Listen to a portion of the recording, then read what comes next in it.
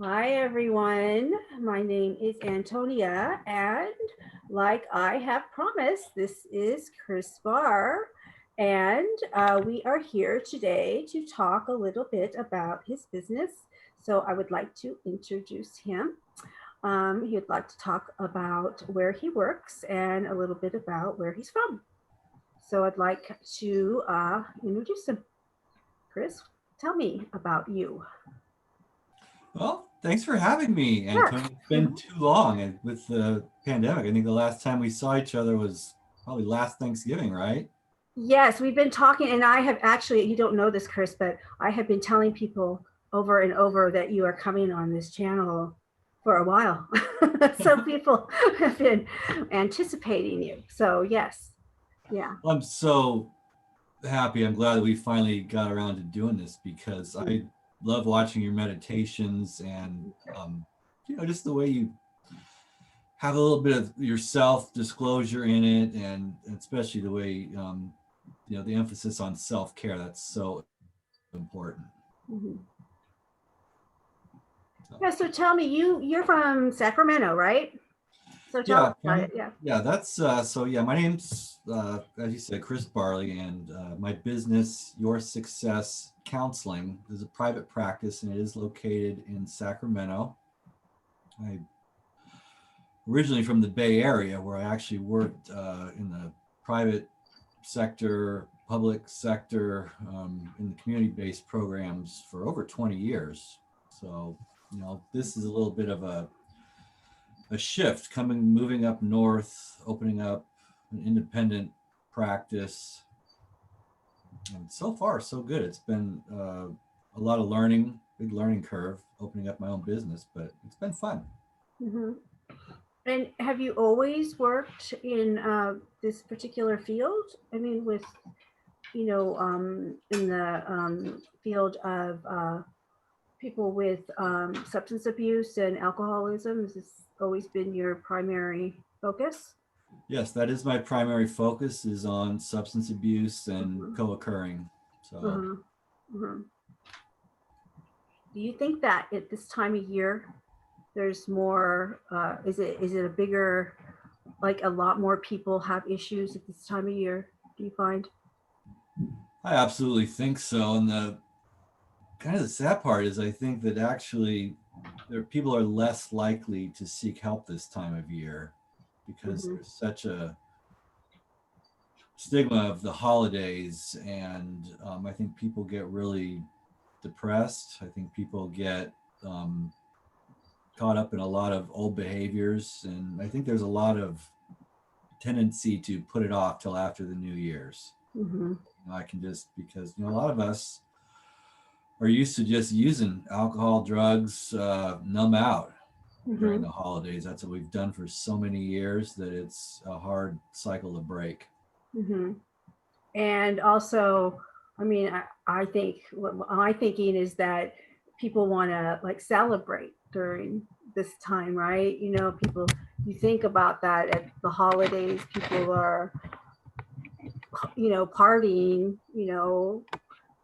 celebrating holidays, the New Year's, you know, that seems like the typical thing that people want to do with their families and stuff. And so it might feel like sort of weird if you're not doing that, if you're not going along with the crowd, if you're not doing what your friends are doing. It might seem, I mean, I know, like there was a time for me, when my family was, doing that, when I was trying to not drink, and not do those kinds of things, where I felt sort of awkward, like, oh gosh, I don't, what are they going to think of me? If I'm not doing that kind of stuff, if I'm not partying and I'm not doing that, are they going to think I'm weird? I'm not fun, you know. I know that feeling, and so like if you're having that struggle at this time of year, yeah, I can understand that that could be a scary, lonely kind of feeling. Yeah, they find themselves caught between a rock and a hard place, because nobody wants to really go away, check into a 30-day program over the holidays. Nobody wants to be away. No. But like you said, on the other hand, there's a lot of pressure. It's a celebration. Hmm. Yeah. It is. It's a time, even when people that don't drink and party, that's the time. This is the time of year to do it. Right. Right. So what do you say to somebody like that, I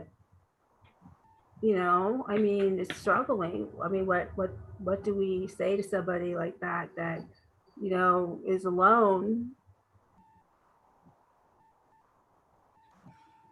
That, that absolutely you've got to work towards breaking down that stigma that it's not okay to, I mean, asking for help is the first step. I think just support, knowing that you're not alone, knowing that there's other people that are going through this struggle too. And, I'll take this opportunity to just say that, there's different approaches to recovery, especially during this time of year.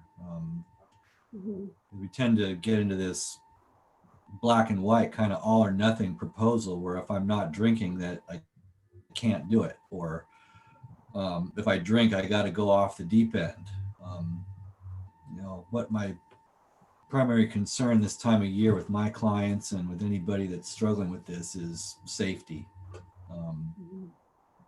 and if that means a commitment to drink less, or a commitment to go somewhere and leave early, uh, use Uber, use taxis, use designated drivers. We've got to, make it safe. And then if it takes till 2 weeks after the new year to really seek help and make that commitment, then so be it. Hmm. Yeah, that makes sense. Hmm. I mean, the bottom line is that there is always help, right? There's Always always help. help. Yes. Hmm. You're not alone. No. Hmm. And I think that's the bottom line. And I think I, for one, wanted to make sure that people always knew that no matter what, there's always help, you know, out there, no matter what, you know. So Yeah, there's this, during the pandemic too, we've seen a lot of challenges come up in that, because the traditional help, the AA marathon meetings, NA marathon meetings, that's not around the way it used to be anymore. right, There are a few meetings in this area, but they're small, social distance. It's not this, the community has been really impacted by this. So there are online meetings, but some people find the technology difficult. Some people just don't feel the connection over the video screen. right, right. I never thought about that. I didn't. It never occurred to me that, I mean, until you said that right now. I mean, you're right. The pandemic has made things difficult everywhere. You're right. There isn't AA meetings. I didn't. I mean, you're right. That's not available. It has to make everything harder. Everything. Yeah. I mean, everything is remote right now. So, um, yeah, definitely. Everything has to be looked at differently, like you said. Everything has to be done differently, and for everybody has to. We all have to find our own recovery in whatever way that fits for us individually these days. And sometimes that's not always easy, but just reaching out and finding out what that is for each of us. um, but I just didn't even realize that, Chris, about the AA meetings and not having those until right now. That's just that's just really too bad that that's just not available right now. Well, it's a veil. It's just in a different format, and I think Yeah, it's going to take. It's sad. I think it puts one more step in between people reaching out, but right. The AA, the hotlines are still open. There's mental health crisis hotlines that are still open. Mhm.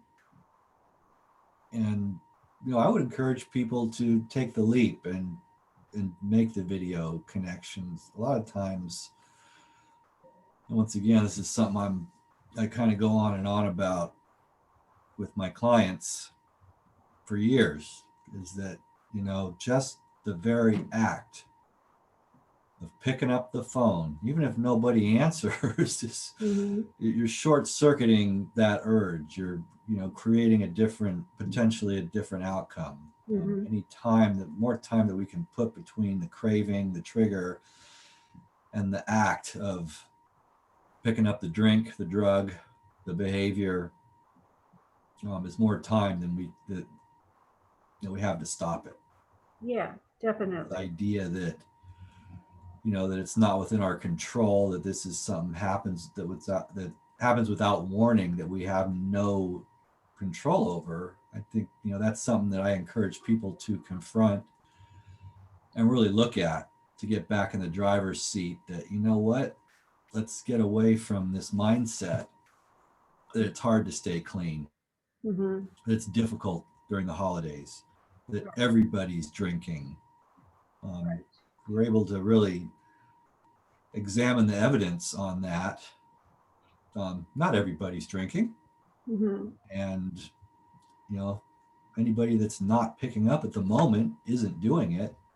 Mhm. It actually takes an effort to go out and drink and get the drugs. So like I said, that's what I encourage people to do, is really look at the belief system that kind of gets encouraged at times, Mhm. to look at a different kind of growth mindset, to get away from some of these maladaptive thinking patterns. Mhm. Yeah, makes sense. Um, so I did write a meditation, actually, speaking of changing belief ideas and stuff, because I was, for me, like, doing the meditations has been a one way to change ideas of getting a lot of those, like you said, negative thoughts out of your mind. So I did write a meditation, and I'm gonna post it concurrently with this this tape, for I think I titled it, having strength through recovery, um, for people, to have that, just affirmations on, the positive messages through recovery. Um, so I am going to do that. I am posting that for everyone through that. That's going to go with this video. Um, and then I'm going to have, your information also on this video for anyone that would like to get a hold of Chris. This will be on here too. Um, is there anything, that you would, like, the viewers to know about, your, work, or anything else that you would like them to know before we close? Okay, I'll get to make a free plug for my practice. Okay. No, I want everybody the viewers to know that this is what I specialize in. Really, is people that have found traditional type of clinical treatment and 12-step programs not effective, or possibly they've reached a plateau in that. um, there's different ways to look at things. I had been clean and sober for over 10 years, mostly with AA type of recovery, and found that I wasn't really that happy. There were things that I didn't agree with. There were things that weren't working for me, and it wasn't until I started, meditating. I wish I had not waited 10 years to start a meditation practice, um, and looking at a lot of different kinds of mindset and spiritual work. So if anybody is curious to get outside of recovery box, so to say. A private counselor, you know, I'm not bound by insurance. I'm not bound by any Medi-Cal. We can really be as flexible as we need to be. So, and then you don't have to even see me to do that. Feel free to explore, you know, get outside the box on your own, you know, do yoga, do meditation, do what makes you feel good. And above all, focus on wins to get out of the negativity. This shouldn't be difficult. It should be creative and fun. Yeah, cool. Well, I'm so glad we finally did this. Yeah, this is great. I Well, can't wait to hear the meditation. I'm dying to see it. yeah, it should be up tonight. Both of these videos will be up tonight. Okay, cool. Yeah. Thank you so much, Chris. All right. Well, God bless you. Thank you. Happy holidays. Yeah. And yeah, I hope we get together soon. Yes. Take care. And I'll Okay. talk Bye. to you soon. Okay. Bye-bye. Bye.